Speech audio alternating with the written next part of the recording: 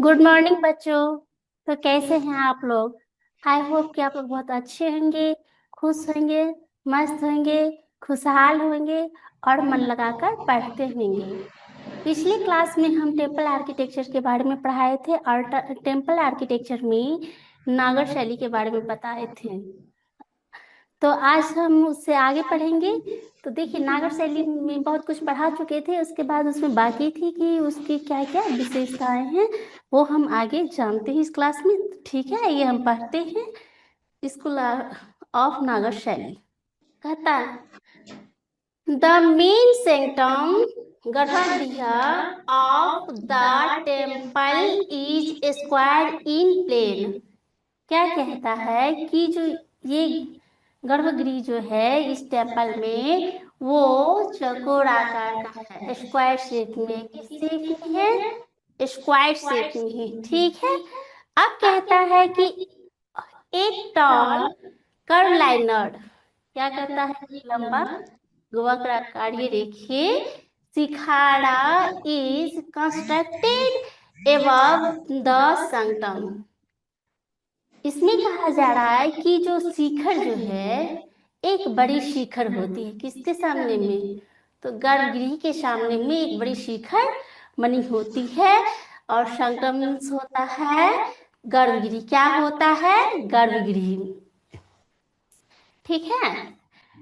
Eight the top of shikhara an amalaka और circular ribbed stone is placed crowned by a कलशा। क्या कहता है कि ये जो मंदिर बनती थी पहले जमाने में नागर शैली में, तो उस मंदिर में जो होते थे, क्या होते थे? कलश होते थे। मंदिर के सबसे टॉप पे, सबसे ऊंचे पर क्या होते थे? कलश बने होते हैं। और उसमें एक ये होता है कि अम्ला का चक्रीय पत्थर के बने होते थे। जो किसी के बने होते थे? चक्रीय पत्थर के बने होते हैं। रिवेट स्टोन मीन्स होता है चक्रीय पत्थर। किसके बने होते थे? तो चक्रीय पत्थर के बने होते हैं। और वो कहाँ स्थापित किए जाते थे? तो मंदिर के सबसे पीक पे, सबसे ऊंची चोटी पे कलश को स्थापित किया जाता था। और आजकल हम लोग मंदिर जाते भी हैं तो मंदिर में देखते हैं कि हम लोग के हिंदू धर्म के जितने भी मंदिर होते हैं उन पे कलश स्थापित रहता है। ठीक है। अब आगे बढ़ते हैं। Temples are generally built on a raised platform जड्डी।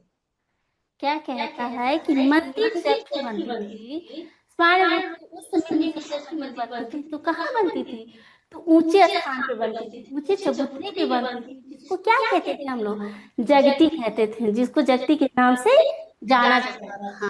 ठीक है। उसके बाद कहता है, instead of a gopuram the shikhara is the most prominent future of the temple. क्या कहता है कि गौपुरम, यहाँ पे गौपुरम का क्वेश्चन आया है। ठीक है। तो कहता है कि उस समय जो है सो मंदिर में गौपुरम की जगह शिखर का उपयोग किया गया। सबसे ज्यादा किसका उपयोग किया गया? तो शिखर का उपयोग किया गया है। आइए हम जानते हैं कि गौपुरम होता क्या है। गौपुरम होता क्या है? गौपुरम जो होता है ना, वो मंदिर का प्रवेश द्वार होता है। मंदिर का मुख्य गेट होता है, प्रवेश द्वार होता है, जिसमें एक बहुत सारे देवी देवताओं के फिगर बनाए जाते थे। उसे हम गौपुरम कहते हैं। लेकिन उस समय, उसके बाद क्या हुआ कि गौपुरम की जगह जो है ना, शिखर पे, चोटी पे ज्यादा ध्यान देने लगे लोग। गौपुरम की जगह शिखर का उपयोग करने लगे, शिखर को बनाने लगे। अब देखिए, कहता है the walls are richly decorated with sculptures of deities, apsaras, and scenes from mythological stories। पहले भी बोल दिए, देवी देवताओं का उसमें फिगर रहता था। अब यहाँ कहता है कि जो ये मंदिर की जो बनावट होती थी, मंदिर की जो शैली होती थी, उसमें किससे डेकोरेटेड होते थे? तो उसमें होते थे कि अप्सरा की फिगर बनाए जाते थे, देवी देवताओं के फिगर बनाए जाते थे तथा पौराणिक कथाओं पर आधारित सभी फिगर बनाए जाते थे। यहाँ पे मैथोलॉजिकल स्टोरी से होता है पौराणिक कथा। ठीक है, हम यहाँ तक समझ गए। अब आगे बढ़ते हैं। आइए अब हम इसे हिंदी में समझते हैं। मंदिर का मुख्य गर्भगृह चौकोर होता है। मंदिर का जो गर्भगृह होता है वो किस आकार का होता है? चौकोर आकार का होता है। गर्भगृह के ऊपर ऊंचा और वक्राकार शिखर निर्मित किया जाता है।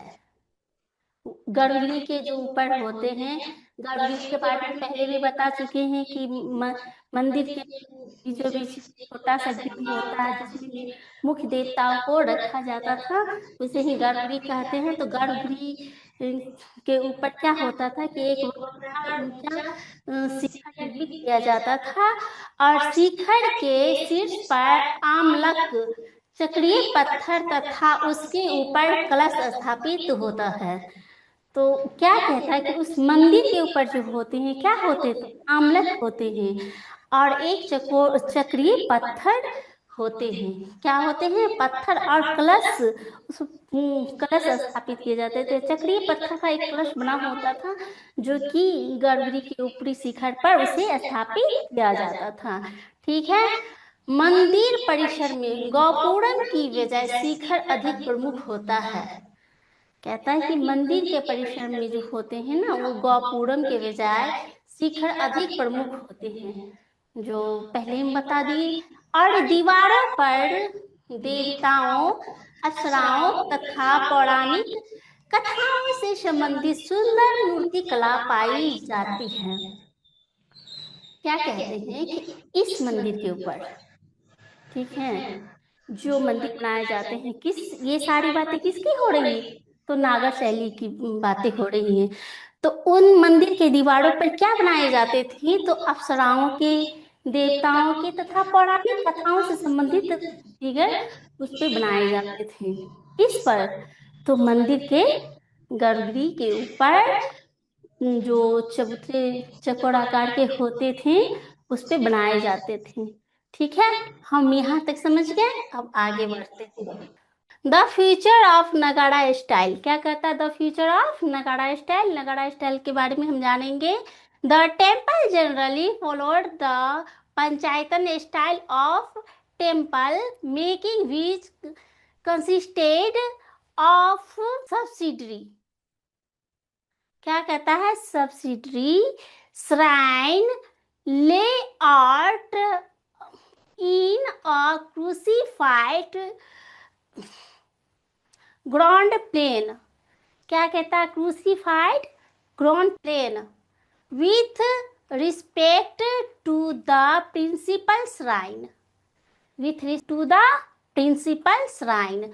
अब देखिए यहाँ कह रहा है कि ये जो टेम्पल बने होते थे, नगाड़ा स्टाइल के टेम्पल जो बने होते थे, ये जनरली किस स्टाइल में होते थे? तो पंचायतन स्टाइल में होते थे। किस स्टाइल में होते थे? तो पंचायतन स्टाइल में होते थे। और सब्सिडरी मीन्स होता है सहायक। और इनके साथ क्या होता था कि चार जो छोटे छोटे मंदिर, जो सहायक मंदिर होते थे, आपस में वो जुड़ करके एक बड़ा मंदिर, एक चौकोर आकार की मंदिर बनाते थे। और ये कहा जाता है कि क्रूसिफाइड ग्राउंड प्लेन, मतलब इसका जो भू संरचना होती थी वो किस तरह की होती थी? तो क्रूशाकार होती थी। किस आकार की होती थी?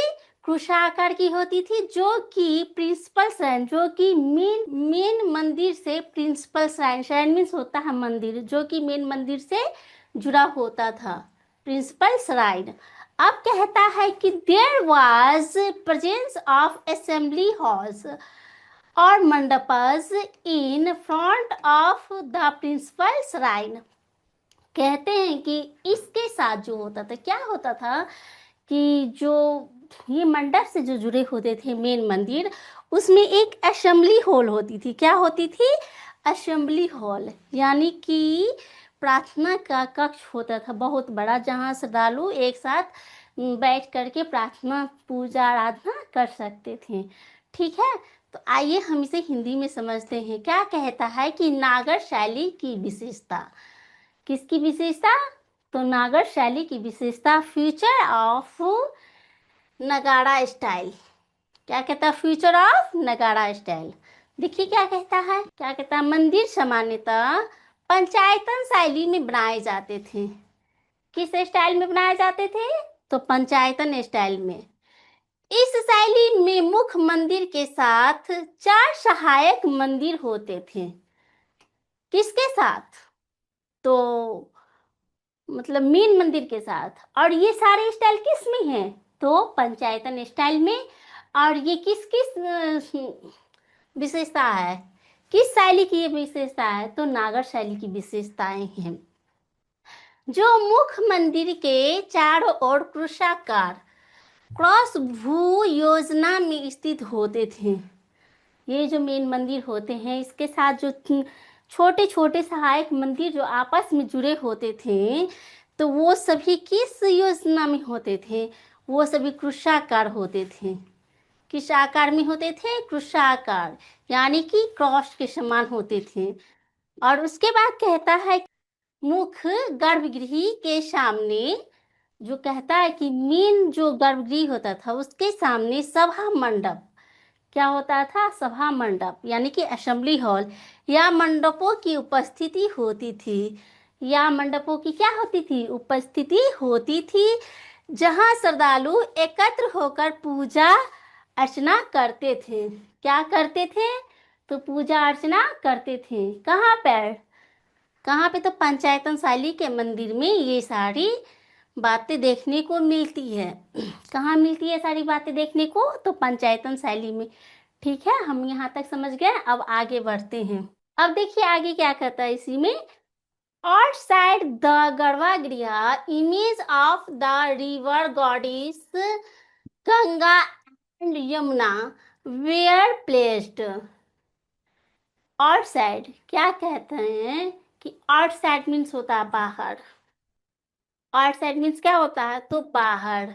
तो यहाँ कहता है कि गर्भगृह के बाहर जो रिवर होती थी वो किन देवियों की रिवर होती थी? तो गंगा, यमुना, सरस्वती, इन सब देवियों की वहाँ पे रिवर होती थी, नदी होती थी। किसके बाहर? तो मंदिर के गर्भगृह के बाहर थी, नदी होती थी।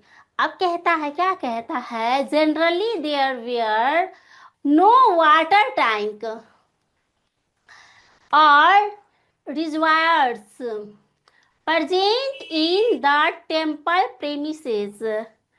क्या कहता है? Present in the temple premises. कहता है कि नो वाटर टैंक, इस मंदिर परिसर के बाहर, इस मंदिर के परिसर में कोई वाटर टैंक या जलाशय उपस्थित, टंकी उपस्थित नहीं होती थी। ठीक है, देखिए इसको हिंदी में भी बताया गया है। क्या कहता है? सामान्यतः मंदिर परिसर में जल टंकी या जलाशय उपस्थित नहीं होते थे। क्या उपस्थित नहीं होते थे? तो जलाशय उपस्थित नहीं होते थे। ठीक है, किसके? तो गर्भगृह के मंदिर के जो परिसर होते थे, यानी कि परिसर कहने का मतलब आंगन। आंगन में कोई जलाशय नहीं होते हैं। और अभी भी हम लोग जाते हैं तो देखते हैं कि मंदिर का जो कंपाउंड होता है उसमें कोई जलाशय नहीं होती है। हाँ, लेकिन मंदिर के पीछे जलाशय, नदी, तालाब वो सब होते हैं। ठीक है, अब देखिए कहता है the temples were generally built on upraised platform. क्या कहता है कि ये मंदिर जो है ना, सामान्यतः कहाँ पे होते थे? ऊंचे चबूतरों पर होते थे। यहाँ पे देखिए बताया गया है मंदिरों का निर्माण सामान्य सामान्य उन्नत ऊंचे, क्या कहते हैं, मंदिरों का निर्माण जो होते थे सामान्यतः ऊंचे और चबूतरे प्लेटफॉर्म पर किया जाता था। किस पे किया जाता था? तो ऊंचे प्लेटफॉर्म पर इसका निर्माण किया जाता था। ठीक है, हम यहाँ तक समझ गए। अब आगे बढ़ते हैं। अब देखिए इसमें क्या कहता है, इसके बाद की बातें हैं ये सारी बातें किस में हो रही है? तो नागर शैली में। नागर शैली में भी किस में? तो पंचायतन स्टाइल में सारी बातें हो रही है। तो कहता है the Portico had a pillared approach। क्या कहता है इसमें? पिलर का अप्रोच होता था। प्रवेश कहने का मतलब है कि जो प्रवेश मंडपों में स्तंभों वाला मार्ग होता था। पिलर्ड मीन्स होता है स्तंभ। तो इसमें क्या होता था कि स्तंभ वाला क्या होता था? तो एक मार्ग होता था, एक रास्ता होता था जाने आने के लिए। अब कहता है shikhar shikharas were generally of three types. Shikhar generally main रूप से कितने? 3 तरह के होते थे। कितने तरह के होते थे? तो 3 तरह के। यहाँ पे क्वेश्चन आ सकता है कि शिखर सामान्यतः कितने प्रकार के होते हैं, तो हम वहाँ लिख सकते हैं कि शिखर जनरली 3 प्रकार के हो सकते हैं, और 3 प्रकार के होते हैं जो यहाँ पे लिख दिया है। शिखर जनरली 3 प्रकार के होते हैं। ठीक है, हम यहाँ तक समझ गए। अब आगे बढ़ते हैं। देखिए ये मंदिर है, ये नागर स्टाइल का मंदिर है। किस स्टाइल का मंदिर है? ये नागर स्टाइल का मंदिर है। अब देखिए 3 तरह का कौन कौन सा स्टाइल था वो हम बताते हैं। तो पहला स्टाइल है, इसमें 3 तरह के स्टाइल दिए गए हैं और तीनों के मंदिर भी दिखाए गए हैं। तो पहला है लतीना और रेखा प्रसाद। क्या कहता है? लतीना और रेखा प्रसाद। They were square at the base and the walls curved inward to a point on the top। क्या कहता है? On the top. ये जो होता है स्क्वायर, ये लतीना का जो ये होता है ना शेप, वो चौकोर होता है। और उसकी दीवार जो होती है ना कर्व, यानी कि मुड़ी हुई होती है। चौकोर और मुड़ी हुई होती है। देखिए इसे हिंदी में समझते हैं। लेतिना या रेखा प्रसाद ये आधार में चौकोर होते थे। ये आधार में किस तरह के होते थे? तो चौकोर होते थे, तथा उनकी दीवारें ऊपर की ओर मुड़ती हुई शिखर के शीर्ष बिंदु पर मिलती थी। किस बिंदु पर मिलती थी? तो शिखर के शीर्ष बिंदु पर मिलती थी। कौन सा? तो लतीना रेखा प्रसाद। कौन सी कंस्ट्रक्शन? तो लतीना रेखा प्रसाद। ठीक है, यहाँ तक समझ गए। आप समझते हैं कि फामसाना। फामसाना, अब फामसाना क्या है? तो they had a border base and were shorter in height than the latina ones. कहता है कि इसका आधार भी क्या होता है? तो चकोर होता था। और ये जो है, जो लतीना शिखर के तुलना में ऊंचाई में छोटा होता था। शॉर्टर होता था, यानी कि शॉर्ट होता था, छोटा होता था। फमासा क्या होता था? फामसाना जो होता था ये चकोर होता था, और लेतिना शिखर की ऊंचाई में तुलना में ये कम होते थे। देखिए इसे हिंदी में समझते हैं। फामसाना क्या कहता है? फामसाना इनका आधार इनका आधार क्या होता था? चौड़ा होता था। और ये लतीना शिखरों की तुलना में ऊंचाई में छोटे होते थे। ऊंचाई में क्या होते थे? ये छोटे होते थे। तो किसकी तुलना में? तो लतीना की तुलना में। कौन? फामसाना। कौन इसकी तुलना में छोटे होते थे? तो फामसाना। लतीना की तुलना में ये छोटे होते थे। ये सीधी रेखा में ऊपर की ओर ढलान बनाते हुए उड़ते थे। ये क्या करते थे? तो सीधी रेखा में ऊपर की ओर उठते हुए फिर ढलान बनाते थे। क्या बनाते थे? तो ढलान बनाते थे। ठीक है, हम यहाँ तक समझ गए। अब आगे बढ़ते हैं। देखिए, ये फार्मसाना का फिगर है, जो देखिए किस तरह से ढलान बना रहे हैं। ठीक है, अब देखिए तीसरा है बल्लभी। तीसरा किसके बारे में जानेंगे? दो तो जान गए, लतीना फार्मसाना। अब तीसरा है बल्लवी। कौन सा है? तो बल्लवी। तो ये सारी बातें किसकी हो रही है? तो टेम्पल आर्किटेक्चर की। Valabhi. They had a rectangular base with the roof rising into vaulted chambers।